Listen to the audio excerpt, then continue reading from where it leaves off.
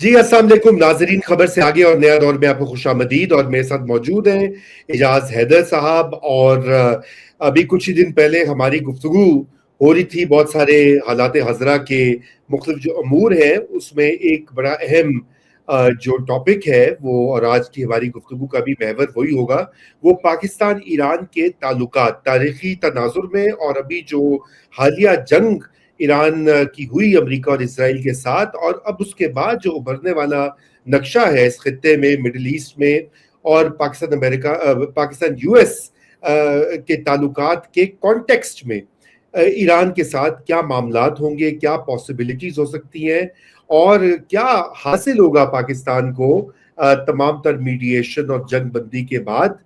یہ بہت ساری اس طرح کے سوالات لوگ کر رہے ہیں اور اس کے اوپر بحث بھی جاری ہے. آپ نے دیکھا ہوگا اخبارات میں بھی اور ٹی وی چینلز میں بھی. تو آج اعجاز سے ہم اس کے اوپر بات کریں گے. ویلکم بیک اعجاز صاحب.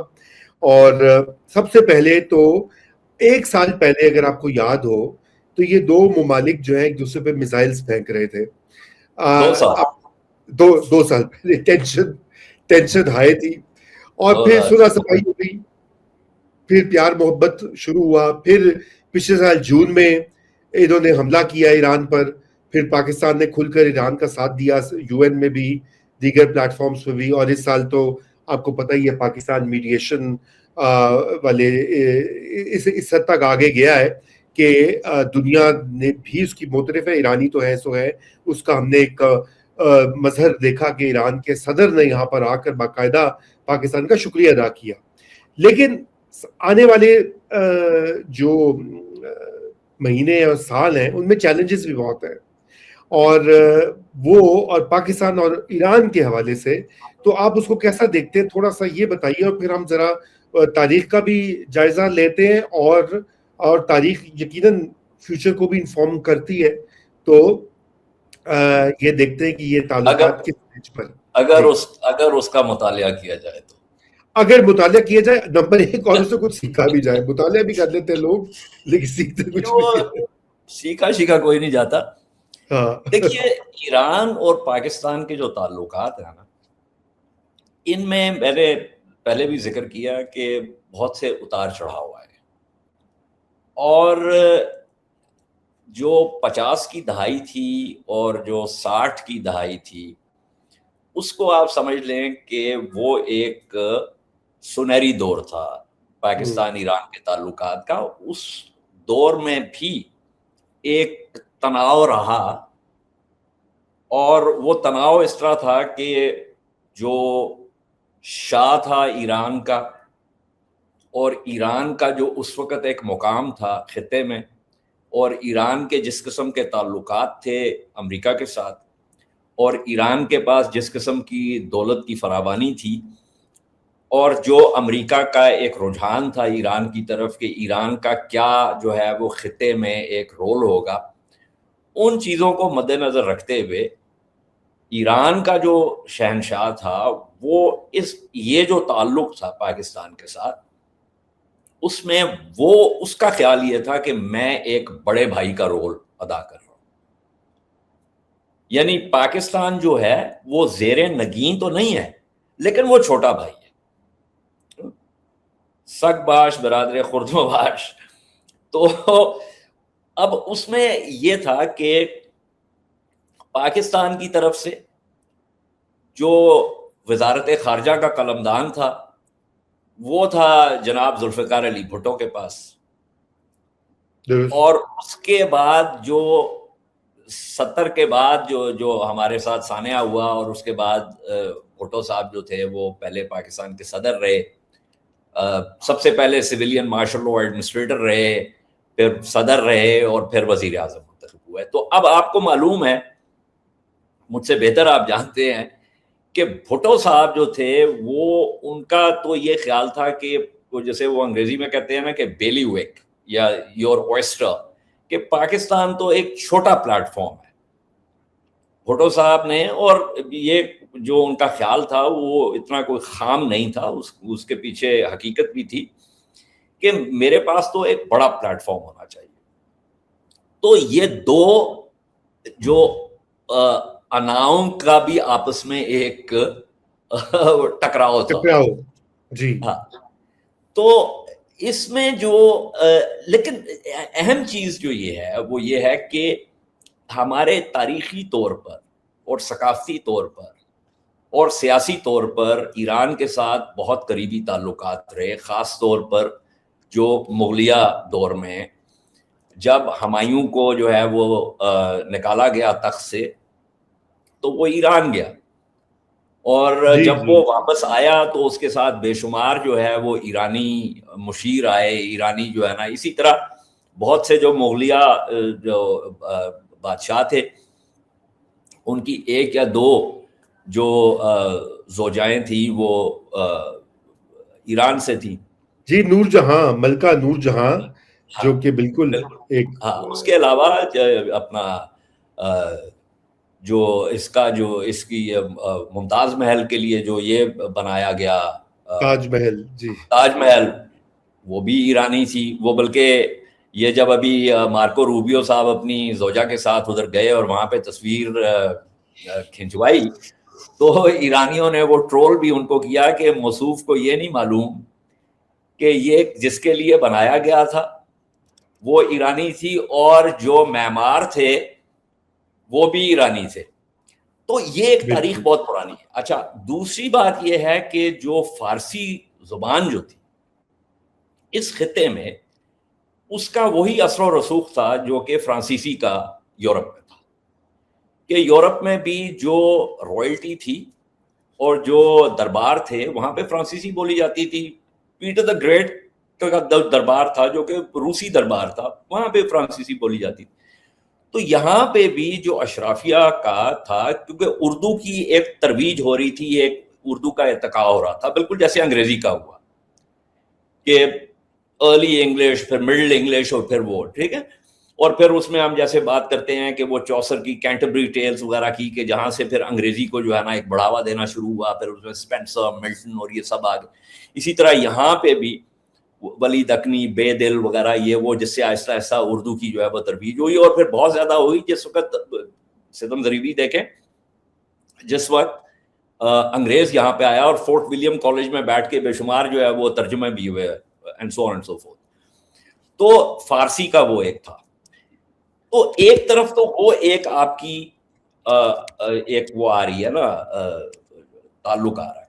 دوسری طرف 1947 کے بعد یعنی وہاں پہ بھی ایران بھی جو ہے وہ قجروں کے زمانے میں جس طریقے سے روسیوں سے اور جو انگریزوں سے شکست کھائی اور جس قسم کی کنسیشنز دینی پڑی اور وہ سب کچھ ہوا، اور پھر شاہ کس طریقے سے آیا، اور پھر وہ جو مصدق کا آنا اور پھر مصدق کا نکالا جانا MI6 اور CIA کے ہاتھوں، اور پھر شاہ کا واپس آنا، تو یہ وہ ساری چیزیں تھیں کہ جہاں پہ یہ دو جو ملک تھے ان کو آپ مطلب Iran was not entirely colonised, Pakistan تو پوسٹ کلونیل سٹیٹ تھی، لیکن ایران کے بھی اپنے تجربے تھے، اور اس کے پیچھے ایران کی ایک تاریخی یادداشت تھی کہ ایران جو ہے وہ ایک بہت جو ہے قدیم تہذیب ہے اور امپائرز تھیں ایرانیوں کی. تو یہ وہ ایک ہے جس کے اندر آپ کو دیکھنا ہوگا، اینڈ دین اس کو آپ اپلائی کریں گے جو جدید جو سیاق و سباق تھا کہ جس کے اندر یہ دو ریاستیں جو ہیں. لیکن اس میں اہم چیز یہ ہے کہ جب ان تعلقات میں اتار بھی آیا ہے تو دونوں اطراف نے اس کو مینج کرنے کی کوشش کی ہے، اور اس کی ایک بہت بنیادی وجہ تھی.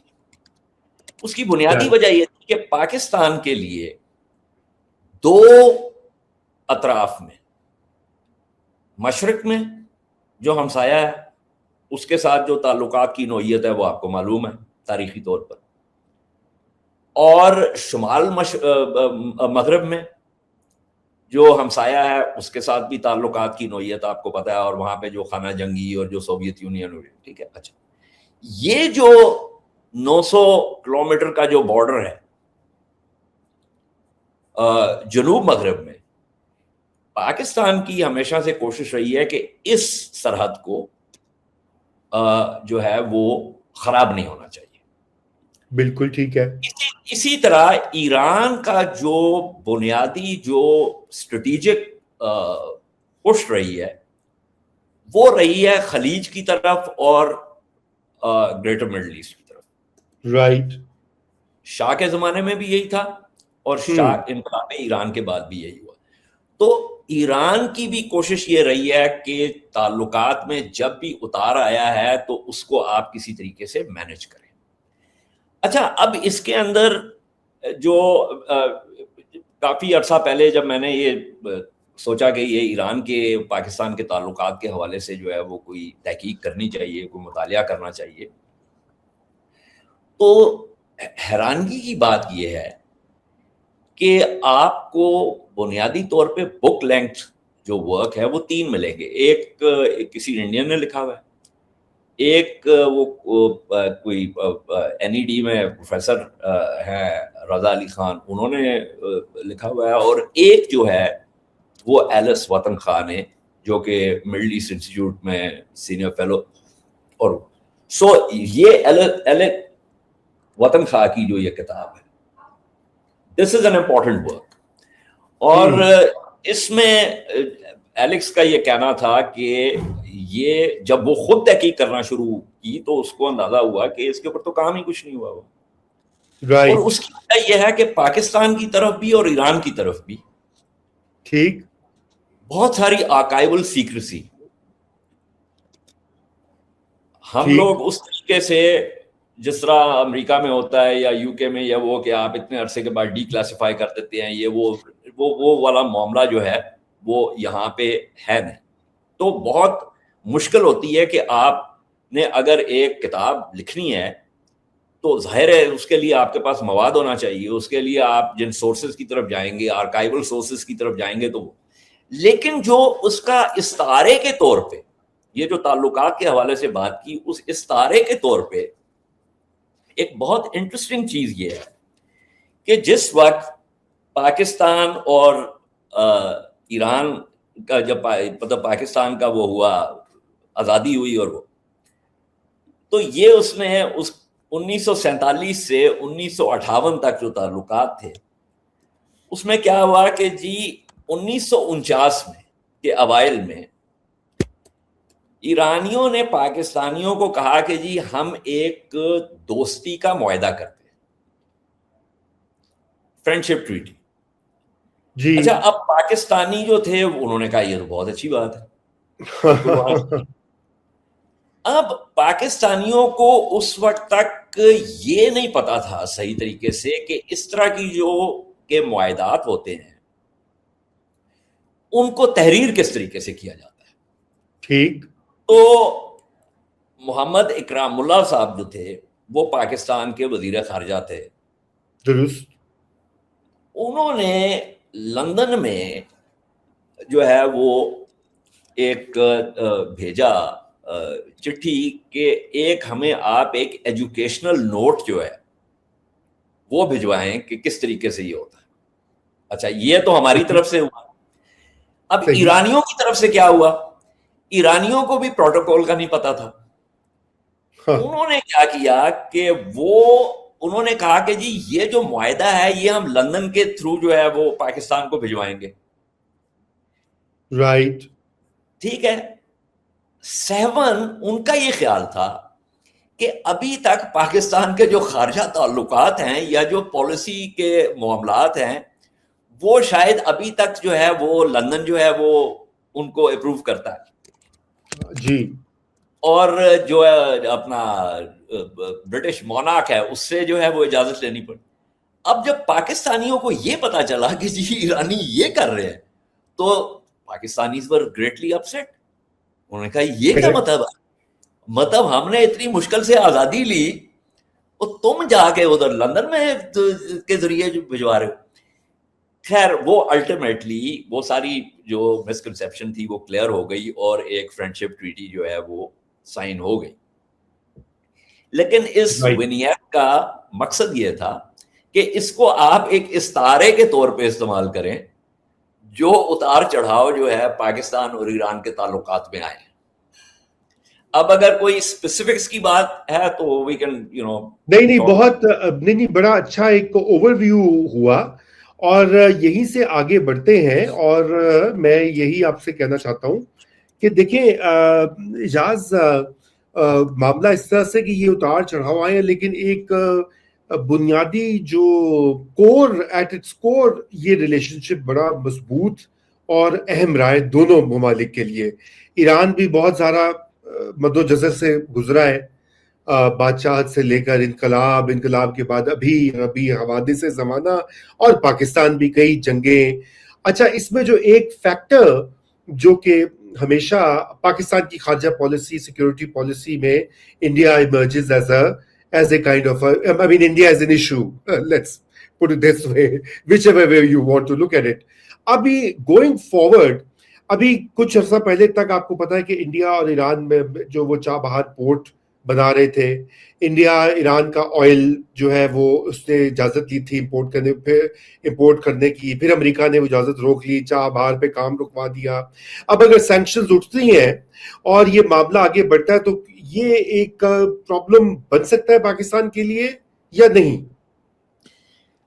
دیکھیے، یہ پاکستان اور ایران کے تعلقات میں جو مد و جزر کی جو آپ نے بات کی، ان میں سے ایک جو محرک ہے وہ یہ رہا ہے ایران کے بھارت کے ساتھ تعلقات. اور یہ بات کہنے میں کوئی وہ نہیں ہونی چاہیے کہ ایران نے بسا اوقات بین الاقوامی فورمز کے اوپر اس قسم کی پوزیشنز لی جو کہ پاکستان کے حق میں نہیں تھی، یا جو کہ جن کا تاثر پاکستان کے پاس یہ تھا کہ ایران جو ہے وہ بھارت کے زیادہ قریب ہے. اب اس میں کوئی شک کی بات بھی نہیں ہے، کیونکہ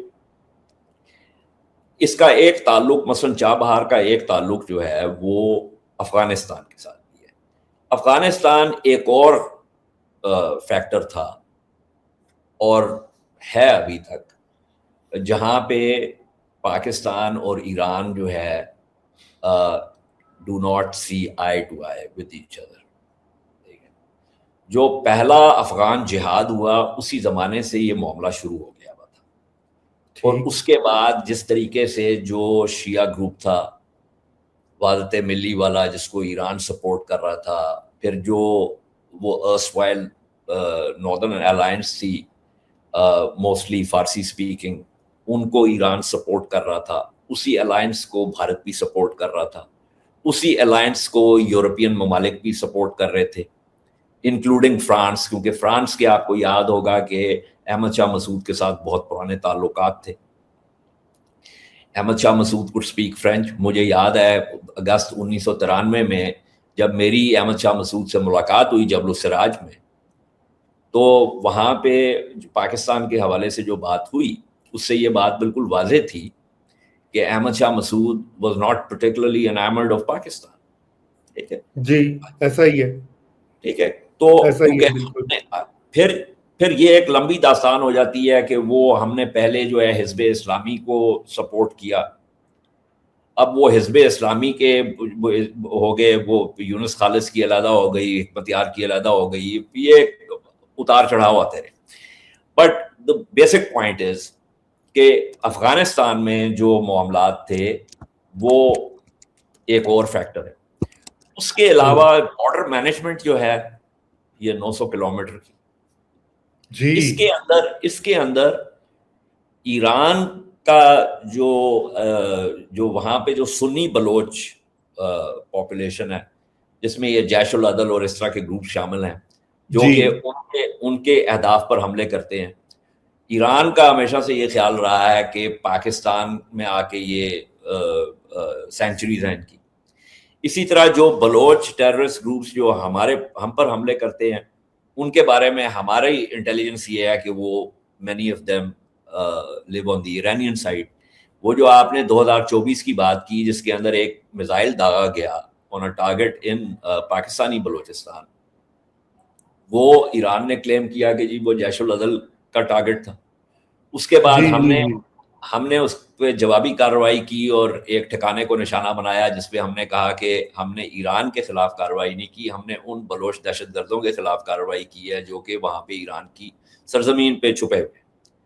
اسی طرح آپ کو یاد ہوگا کہ کلبھوشن یادو جو ہے وہ ایران سے آپریٹ کر رہا تھا. تو یہ ایک تناؤ جو ہے وہ چلتا رہا پاکستان اور ایران کے درمیان. پھر ایک سمگلنگ کا جو ایک معاملہ ہے. اب ان تمام چیزوں کے اوپر گزشتہ 3-4 سال میں بہت سا کام بھی ہوا, بہت سی ملاقاتیں ہوئیں, فوجی قیادت کی بھی, سویلین قیادت کی بھی, سفارتکاری کی سطح پر بھی ہوئیں. وہاں پہ جو ہے وہ 3 جو ہیں اور اب تو 5 ہو گئی ہیں, 5 جو ہے وہ راستے کھولے گئے ایران اور پاکستان کے درمیان.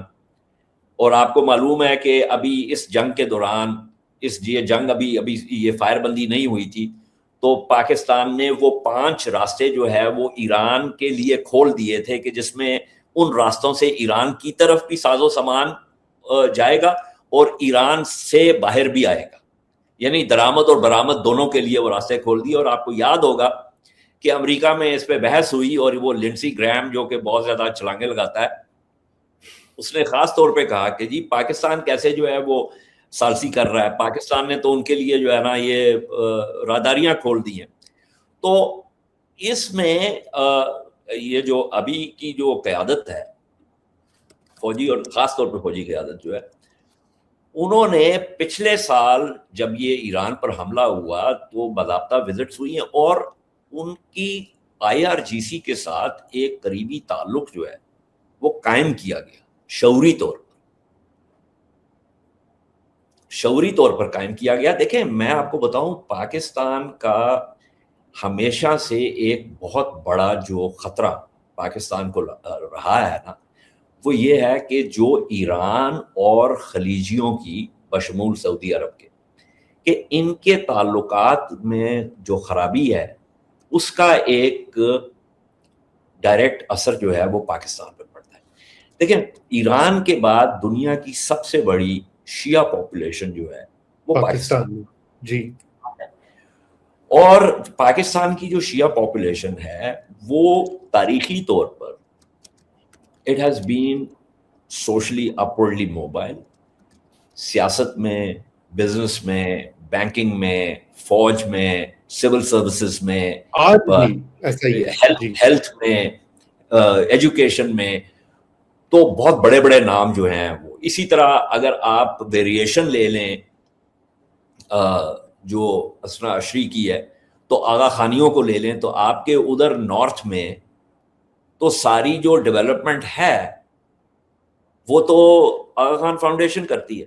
جی جی بالکل, اور پاکستان کی انہوں نے بہت مدد کی ہے ہر سٹیج پر. تو پاکستان جو ہے نا وہ ہمیشہ اس بات کا خواہش مند رہا ہے کہ یہ تعلقات ایران کے اور خلیجیوں کے وہ درست ہو جائیں تاکہ پاکستان کو یہ مسئلہ نہ ہو کہ بھائی میں اس طرف جانا اس طرف. اور یہ پاکستان نے ہمیشہ یہ جو کیمپ پولیٹکس ہے نا اس سے دوری رکھے. اب آپ کو یاد ہوگا کہ جب یہ راحیل شریف کا ہو رہا تھا کہ جی وہ یونیفائڈ کمانڈ ہے جی وہ جا کے راحیل شریف پاکستان میں بہت لہدے ہوئی اس کے اوپر کہ بھائی اس کا کیا مطلب ہے, یہ اس کا کیا پیغام جا رہا ہے, ایران کو کیا جا رہا ہے, کیا یہ جو میں نے تحریر کیا, آپ نے لکھا اور بے شمار تجزیہ کاروں نے ٹی وی کے اوپر اس کے اوپر بات ہوئی, مطلب یہ تو ابھی کوئی اتنی پرانی بات نہیں ہے.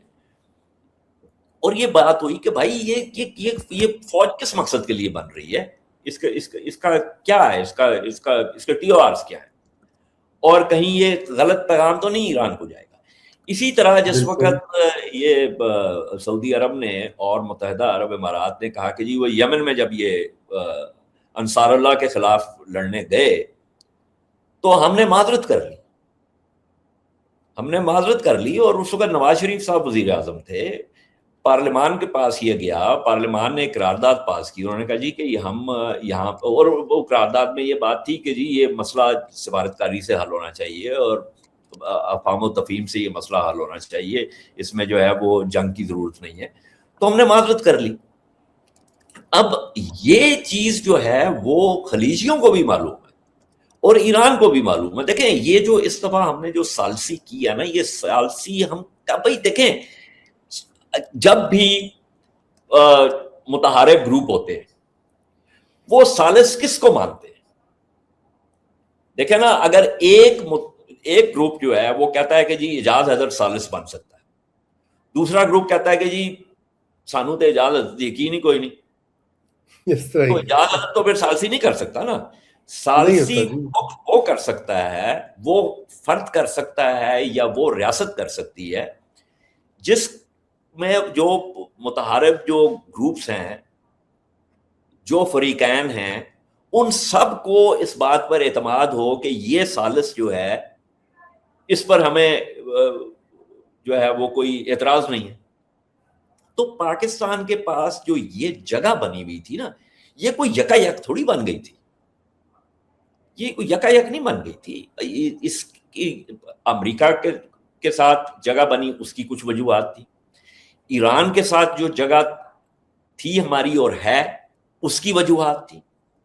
اس تمام، حالانکہ 2024 کی ابھی ہم نے بات کی کہ جس میں میزائل داغا گیا ادھر سے اور ہم نے وہاں پہ ٹکانوں کا نشانہ بنایا، اس کے بعد شعوری طور پر ایک کوشش کی گئی کہ ان معاملات کو طریقے سے جو ہے وہ نپٹایا جائے. اس کی وجہ یہ ہے کہ ہم متحمل نہیں ہو سکتے کہ بھائی شمال مغرب میں بھی، مشرق میں بھی، اور پھر جو ہے نا جنوب مغرب میں بھی، تو پھر پیچھے رہ کی گیا شمال چین تے جنوب بحرہ عرب. تو آپ کی جو کوآپریٹو جیو اکنامکس کا بھی جو پورا ایک پیراڈائم ہے جو کہ نیشنل سیکورٹی پالیسی میں دیا گیا، اس کے لیے یہ بہت ضروری ہے. اور ابھی جو آپ نے یہ بات کی کہ اس ثالثی سے کیا نکلے گا، دیکھیں اب اس کے اندر Iran Pakistan gas pipeline کا معاملہ بہت عرصے سے کھٹائی میں پڑا ہوا تھا. کس وجہ سے؟ جی بالکل، میں وہی آنے لگا تھا. اس کی وجہ یہ ہے کہ بھائی ساری سینکشن اور یہ معاملات تھے. بھارت تو پہلے ہی نکل گیا اس میں سے. بھارت تو 2000 کے اوائل میں ہی اس سے نکل گیا. اور مجھے یاد ہے منی شنکر آئر صاحب یہاں پہ تشریف لائے اور وہ اس بات پر بہت خفا تھے کہ بھارت اس میں سے نکل گیا. ان کو جب وہ واپس گئے تو ان سے وہ قلمدان ہی واپس لے لیا گیا اور ان کو صرف پنچایتوں کا کی منتری تک جو ہے ان کو رکھا گیا. تو بالکل اب ایران نے تو بلکہ ہم پر انٹرنیشنل آربیٹریشن کی ہوئی ہے، وہ 18 یا 20 بلین ڈالر ہے کہ جی ہم نے تو اپنی طرف سے سارا انفراسٹرکچر بنا لیا، آپ نے آگے کچھ کیا نہیں. اب وہ بھی ایک مسئلہ ہے جس کو ہم نے حل کرنا ہے، اور امید یہی ہے کہ وہ مسئلہ جو ہے وہ مطلب آربیٹریشن کی بجائے باہمی افہام و تفہیم سے جو ہے وہ حل ہو جائے گا. بھارت کے ساتھ بھی تعلقات ایران کے، اگر دیکھیں اگر ہم یہ توقع کریں کہ بھائی ہم نے چونکہ ثالثی کی ہے اور ہم نے ایران کا اتنا ساتھ دیا اور جو کہ ہم نے دیا ہے، اس میں کوئی شک کی بات نہیں ہے، لیکن ہم یہ توقع کریں کہ ایران کہے گا کہ جی میں نے بھارت کے ساتھ تعلقات نہیں رکھنے، تو یہ بچگانہ بات ہے. دیکھیں وہ ایک ریاست ہے ایران، بھارت کی اپنی ایک مارکیٹ ہے، بھارت کا اپنا ایک پوٹینشل ہے. ہاں یہ ہم نے دیکھنا ہے، جو اصل جو لٹمس ٹیسٹ ہے وہ یہ ہے کہ جو کلیدی مفاد ہے ہمارا، اس کے اوپر ایران کہاں جا کر کھڑا ہوتا ہے. دیکھیں نا، مطلب مختلف ممالک کے بھارت کے ساتھ تعلقات ہیں. اب یہ جو ہمارے جنہیں ہمارے ہاں سمجھا جاتا ہے کہ جی بہت ہمارے سنگی ہیں، تو سعودی عرب کے اتنے گہرے تعلقات ہیں بھارت کے ساتھ.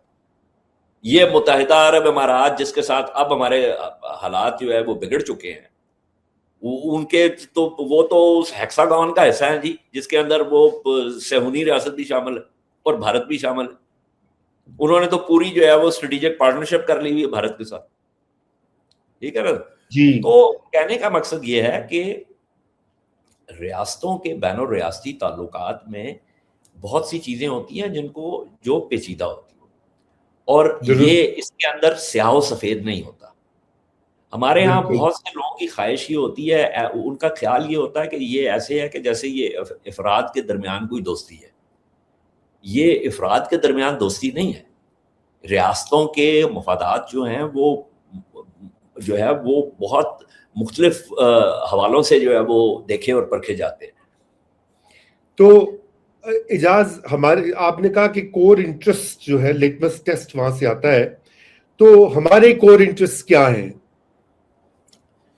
ہمارے کور انٹرسٹ یہ ہیں کہ جو ایک تو جو ہماری بارڈر جو ہے وہ مینیج ہو, وہ سافٹ ہو, مینیج ہو, اور اس میں دونوں طرف سے آنا جانا ہو, اشیاء خرد و نوش کا اور دوسرے ساز و سامان کی ایکسچینج ہو, ٹھیک ہے, جس میں وہ اسمگلنگ کو بھی نیچے لانے کی ضرورت ہے. یہ ایک پرانا جو ہے نا معاملہ ہے, اس کے اوپر کافی بات چیت بڑا مسئلہ ہے. جی بالکل ٹھیک ہے.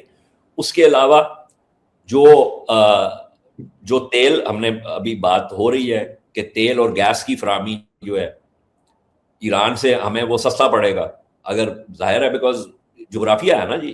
اب تک تو یہ نہیں ہو رہا تھا, اس کے پیچھے وجوہات تھیں, لیکن اگر یہ سینکشنز کا معاملہ ختم ہوتا ہے تو وہ ہو سکتا ہے. وہ ایک اور جو ہے اہم چیز ہے. اسی طرح جو ہماری پوزیشن ہے, مثلا کشمیر کے اوپر جو ہماری پوزیشن ہے, ہماری یہ توقع ہونی چاہیے اور ہوگی کہ اس کے اوپر ایران کی ایک واضح پوزیشن ہوگی. اس لیے نہیں کہ ہم کہہ رہے ہیں, اس لیے کہ وہ اقوام متحدہ کی سلامتی کونسل میں وہ قضیہ جو ہے وہ لائیو پڑا ہوا ہے. 2 قضیے جو ہیں وہ لائیو پڑے ہوئے ہیں, ایک فلسطین کا اور ایک کشمیر کا. ٹھیک ہے نا. ہم یہ توقع نہیں کرتے کہ کل کو اگر بھارت اور پاکستان کی جنگ ہوگی تو ایران جو ہے وہ اس کے اندر کود پڑے گا اور بھارت کے اوپر حملے کرنا شروع کر دے گا. No one expects that. ٹھیک ہے, and that's not going to happen. But جو پوزیشنز ہیں جہاں پہ کلیدی جو مفادات ہیں, اچھا اسی طرح ایران کا مشرق وسطیٰ میں بہت ہی اونچی سطح پر انڈیجنس بیس ہے انجینئرنگ نالج کا, لائٹ انجینئرنگ کا بھی اور ہیوی انجینئرنگ کا بھی. اور ٹنل ٹیکنالوجی جو ہے ایران کی وہ بہت اونچے لیول پہ ہے. یہ وہ چیزیں ہیں کہ جن کے اوپر پاکستان اور ایران جو ہے وہ مشیننگ, ہیوی لائٹ انجینئرنگ, اس پہ نالج ایکسچینج ہو سکتا ہے, ایکسپرٹیز جو ہے, گڈ پریکٹسز, اس قسم کی چیزیں. ٹورزم کا معاملہ ہے, ایران از اے گریٹ ٹورسٹ ڈیسٹینیشن. تو اسی طرح جو فلسطین کے حوالے سے ہے, اس کے اوپر دونوں ریاستوں کی پوزیشن جو ہے وہ مور اور لیس از دا سیم. تو تجارت, جو کلچرل ایکسچینجز ہیں, اسی طرح ایران کا جو ہیلتھ کیئر سسٹم ہے اور جو ایجوکیشن کا سیکٹر ہے, سینکشنز کے باوجود یہ بہت کم لوگوں کو یہ بات معلوم ہے, یہ ان کا health care system is one of the best in the Middle East. Similar education کا یہ معاملہ ہے کہ 93% جو ہے وہ خواندگی کی شرح ہے, اور وہ خواندگی وہ والی نہیں ہے جس کو جو ہم لیتے ہیں کہ جی اگر میں اپنا نام لکھ پڑھ سکتا ہوں. ٹھیک ہے, we are talking about graduates and post graduates. تو اسٹیم میں جو ایکسپرٹیز ہے ایرانیوں کی, اس سے ہم بہت کچھ سیکھ سکتے ہیں. تو مطلب there are a number of areas areas جہاں پہ ہماری کوپریشن بالکل ہو سکتی ہے, اور امید ہے کہ دیکھیں ہم بہت سارے معاملات سے گزر کے آئے ہیں. 98 میں جب دوسری دفعہ جب حملہ کیا طالبان نے مزار شریف پر, اور مزار شریف پر قبضہ کیا, تو آپ کو یاد ہوگا کہ وہ ایرانی کونسلیٹ میں گئے.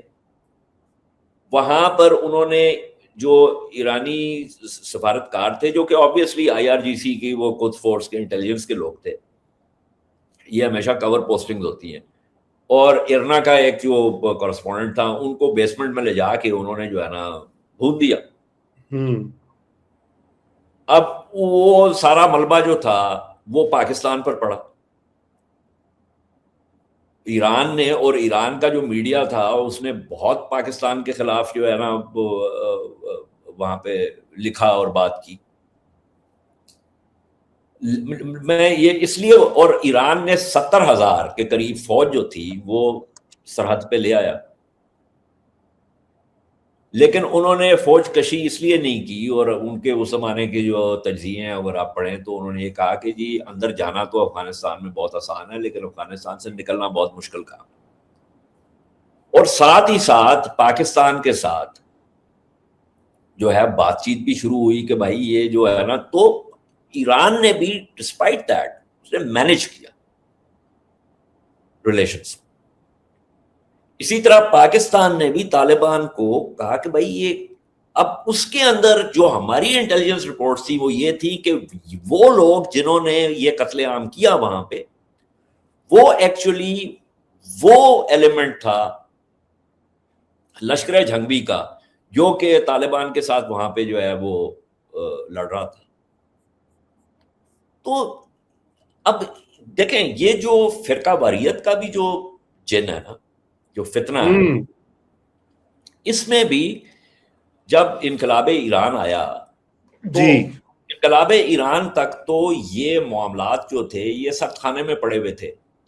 حالانکہ ان کی تاریخ بھی بہت پرانی ہے, مطلب برے صغیر میں تو ان کی تاریخ جو ہے وہ لکھنؤ تک جاتی ہے, اور پھر یہ ایک سب لٹریچر ہے شیعہ کی طرف بھی اور سنی کی طرف بھی, جہاں پہ آپس میں جو ہے نا یہ چونچیں جو ہیں وہ لڑتی رہی ہیں بہت عرصے سے.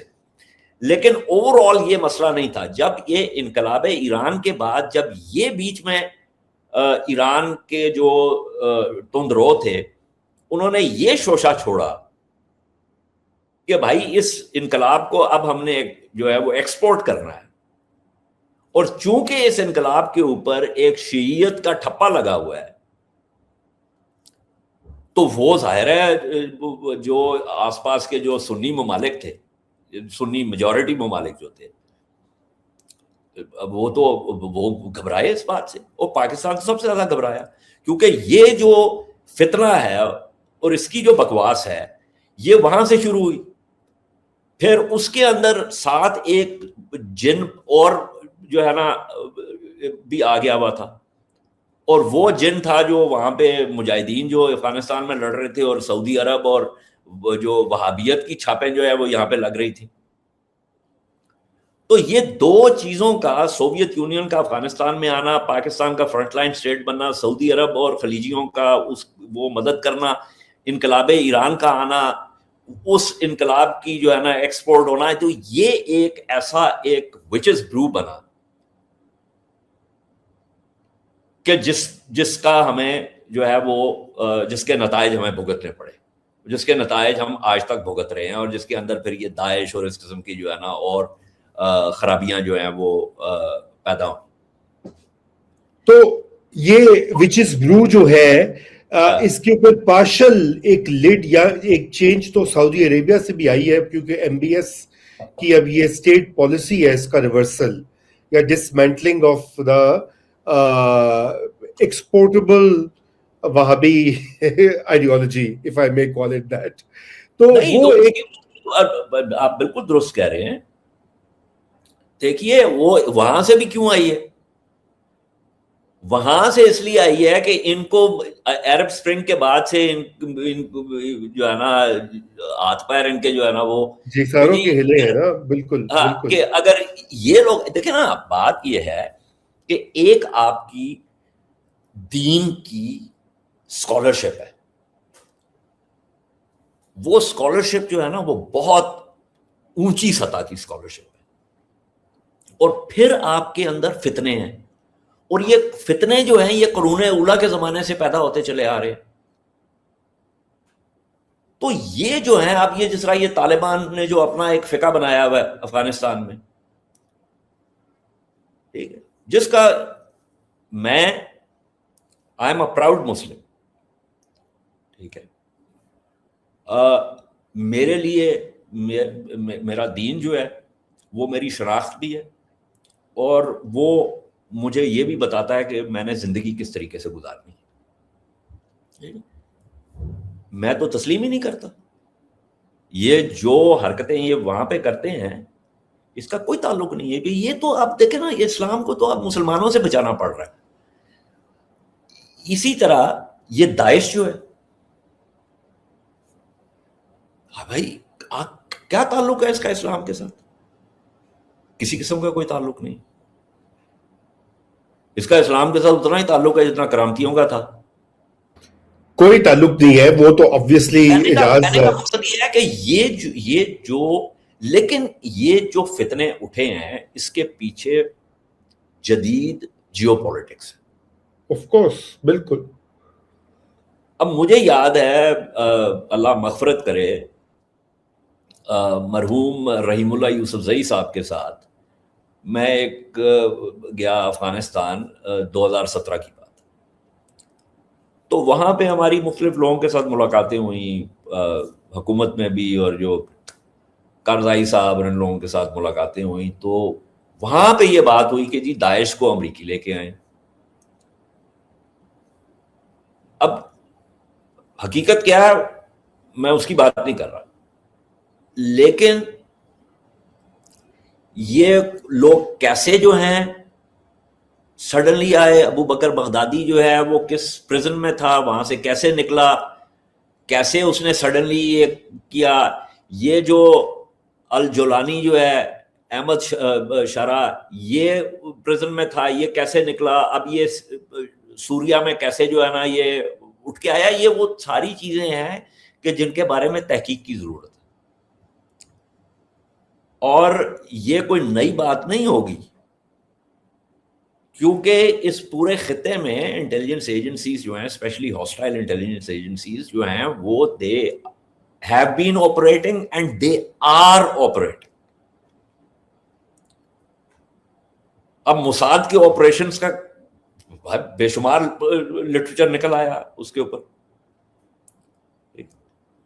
تو کہنے کا مقصد یہ ہے کہ yes, we don't need to weave a tapestry and create what someone can say is a conspiracy theory.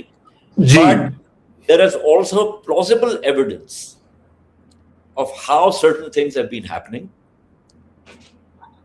and how they might be happening still.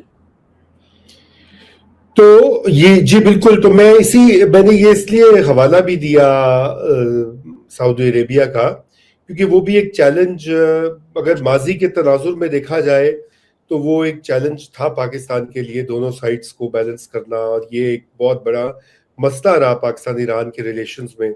اب یہ ان کے درمیان کوئی نان ایگریشن پیکٹ ہوتا ہے تو will things improve in that direction? دیکھیے ان کی آپس میں 2023 میں رپروچما ہوا تھا، آپ کو یاد ہوگا بیجنگ میں کی ملاقات ہوئی تھی. وہ جو تھا اس کے اندر چین کا بھی کردار تھا اور اس کے اندر ہمارا بھی کردار تھا. بالکل بالکل. ابھی بھی سالسی کے دوران، ابھی دیکھیں یہ جو سالسی ہوئی ہے نا، اس کے اوپر اگلے سال 2 سال میں کتابیں لکھی جائیں گی. لوگ جو ہے نا جو ایکٹرز انوالوڈ ہیں ان کے انٹرویوز ہوں گے اور آرکائیول مٹیریل نکلے گا. تو بہت ساری چیزیں جو ابھی اس وقت ہمیں نہیں پتا کہ یہ کیا اتار چڑھاؤ آتے رہے، کہ کیا ہوا، کس نے کس کو کیا کہا، کیا ہوا، یہ باتیں سامنے آئیں گی.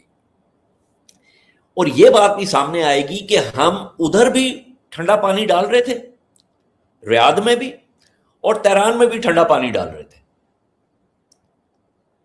اور ڈی سی میں بھی ٹھنڈا پانی ڈال رہے تھے. ابھی تو یہ بات بھی آ جائے گی کہ جو ایران کی جو قیادت جو اس وقت مذاکرات کر رہی ہے، یہ صہیونی جو ہیں یہ تو ان کو بھی جو ہے وہ قتل کرنا چاہتے تھے.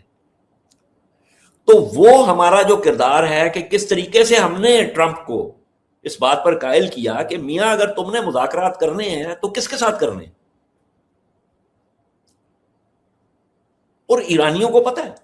اور میں یہ نہیں کہہ رہا کہ وہ ہمارے احسان مند ہوں، لیکن میں یہ کہہ رہا ہوں کہ یہ وہ چیزیں ہیں جو کہ ظاہر ہے، they become a part of your memory, کہ بھائی کون کس وقت آپ کے ساتھ کھڑا ہوا تھا اور کس نے آپ کے لیے کیا کچھ کیا.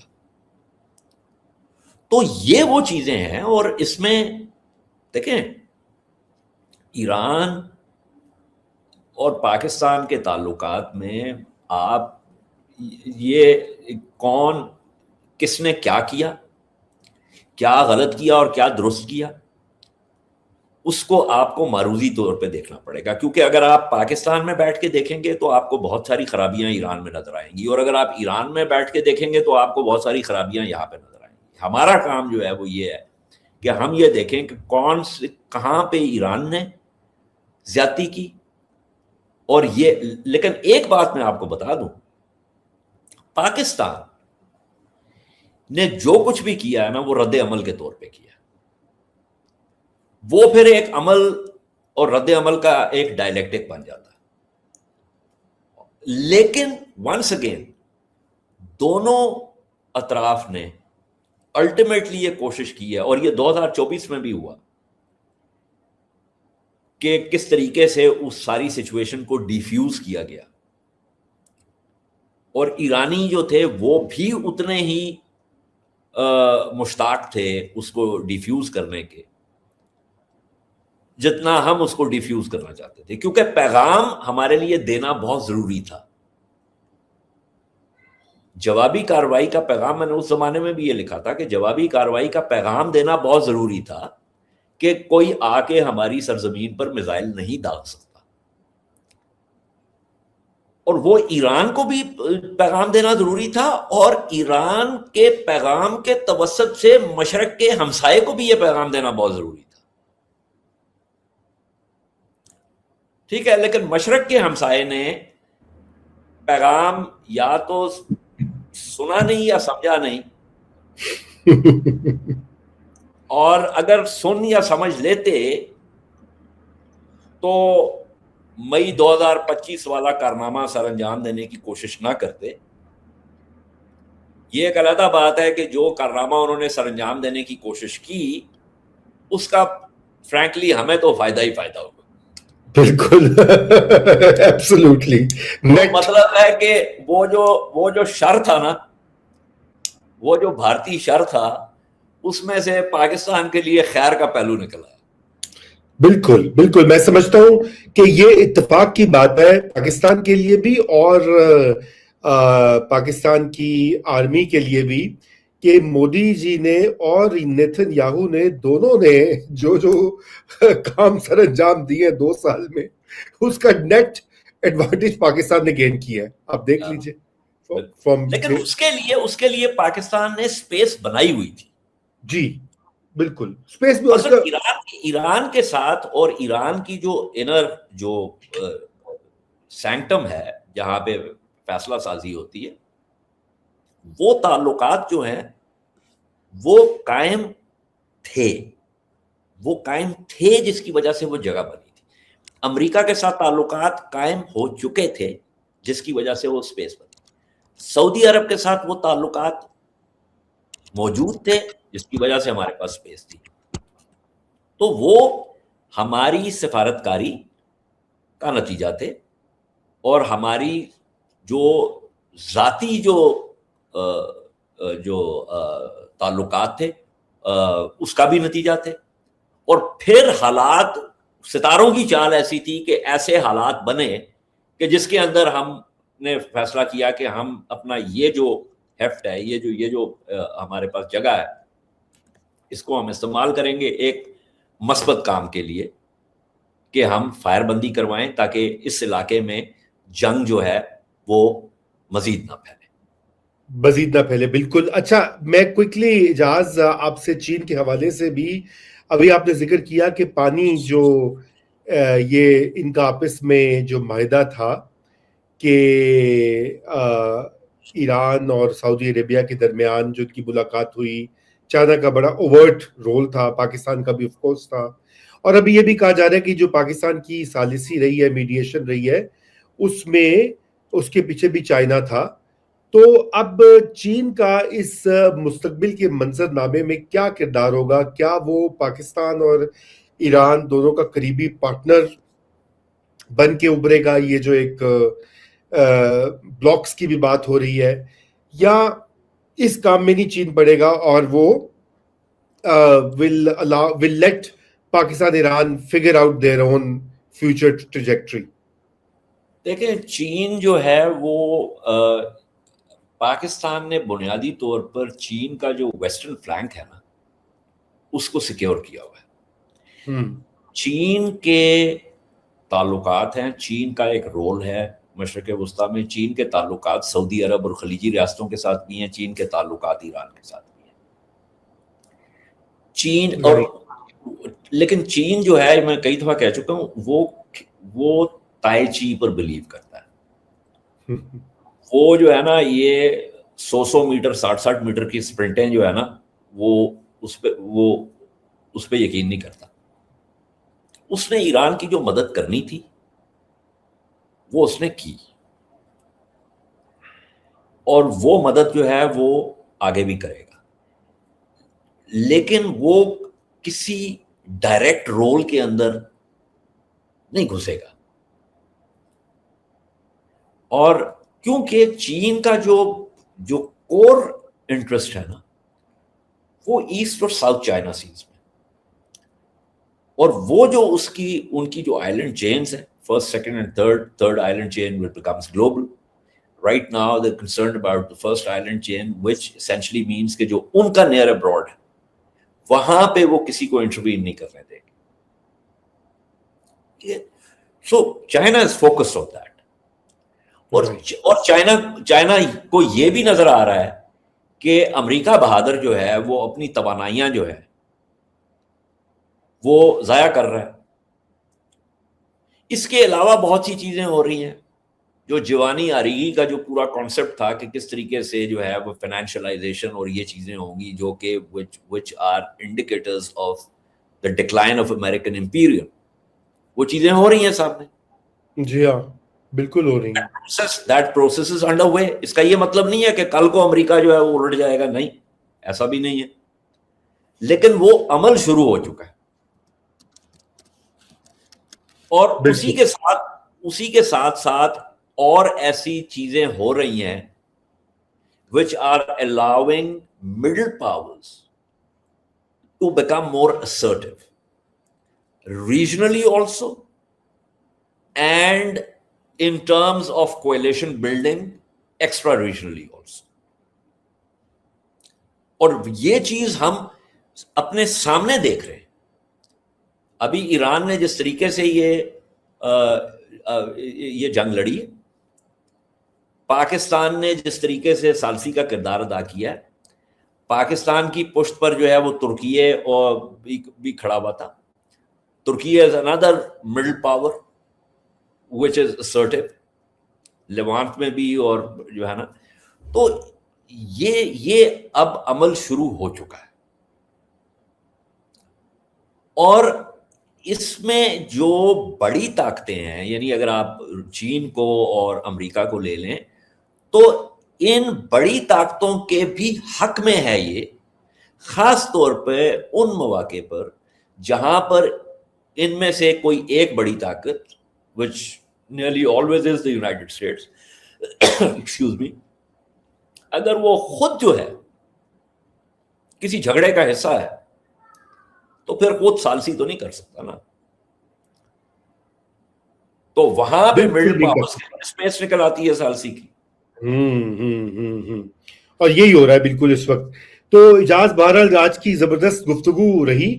آخری ایک نکتہ, ایک نئی فلم آ رہی ہے اور مجھے پتا ہے کہ آپ بالی ووڈ کی فلمیں تو نہیں دیکھتے اور میں آپ سے توقع بھی نہیں کرتا اور میں آپ کو مشورہ بھی نہیں دوں گا کہ وہ آپ دیکھیں. زندگی مختصر ہے اور یہ لیکن ایک یہ نئی, کیونکہ آپ کو پتا ہے پہلے انہوں نے دھرندر 2 فلمیں بنائی اور وہ بھی عجیب و غریب ان کا نیریٹو تھا, مگر ایک نئی فلم آ رہی جو کہ کشمیر کے کانٹیکسٹ میں غالباً ہے, اور چوہان اس کا نام ہے, اجے دیوگن ایک ہیرو ہے, لیکن اس میں پیلٹ گنز جو ہیں وہ ان کو دکھایا ایسے نارملائز کر رہے ہیں کہ کوئی بہت ہی بڑی کوئی بہادری کی چیز ہے. اور یہ پیلٹ گن کا استعمال آپ کو پتا کہ کتنا وائڈ اسپریڈ ہوا ہے in the recent past in Kashmir and other parts. اس کے بارے میں تو بین الاقوامی طور پر جو قوانین کے تحت اس کے بارے میں تو بہت کچھ لکھا گیا, اس کے بارے میں تو مطلب، اور اس کو تو جو ہے اس کی بہت مذمت کی گئی ہے، جو جن کو قانون پتہ ہے انہوں نے اس کی بہت مذمت کی ہے. باقی یہ ہے کہ اگر وہ اس کو نارملائز کرنا چاہتے ہیں تو وہ تو پھر بات یہی ہے نا میری جان، کہ اگر آپ بے شرمی پر اتر آئیں، جیسے یہ صہیونی جو خنزیر ہیں، انہوں نے اگر نسل کشی کو یہ نارملائز کر دیں تو اس کا یہ مطلب تو نہیں کہ نسل کشی نارملائز ہو گئی. جی، قانونی ہو گئی. وہ ہاں، مطلب اس قسم کی بیسٹیالٹی جو ہے it can never be normalised. اور اگر بھارت جو دعویٰ کرتا ہے کہ جی میں دنیا کی سب سے بڑی جو ہے نا پاپولیشن وائز سب سے بڑی جمہوریت ہوں، تو پھر تو ان کو خود اینڈ بائی دا وے جو بھارت کے اندر جو سوچنے سمجھنے والے لوگ ہیں اور بے شمار ہیں، یہ ملک صرف جو ہے یہ بھکتوں کا نہیں ہے، بے شمار سوچنے سمجھنے والے سمجھدار لوگ ہیں. وہ اس کے بارے میں وہ لامت ملامت کریں گے.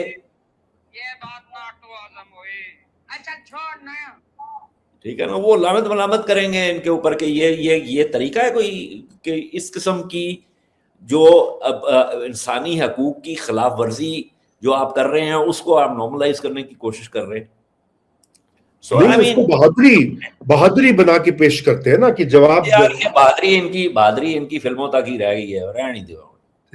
چلیے پھر ایک بندہ جا کے پتہ نہیں کی کچھ کر سکتا ہے، اصل زندگی میں ایسا نہیں ہوتا.